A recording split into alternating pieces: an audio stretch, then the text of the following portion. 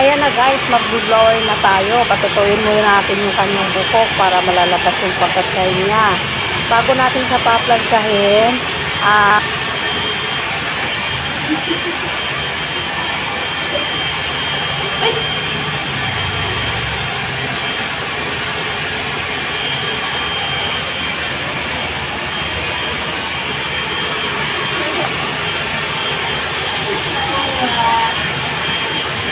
Ako una ng picture.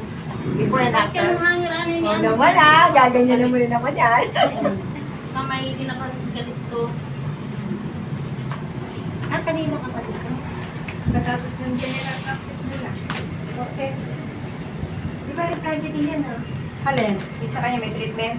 hindi, riban to. Kanina ka pa. Riban colors to. Wow. May butox pa to, package to. Ano? Ay, bakit sabihin mo? Package ito, kanya. May riban siya, may color siya. Ewan kung magpa-butox to. Maganda kasi talaga ang butox. Bago lang. Sinarado ko muna kasi mag-isa lang siya, nakalaki ng tinitira niya. Sabi ko, parang hindi na siya makado sa apartment. Nakita ko na lambi. Pinagulong ng asawa ko na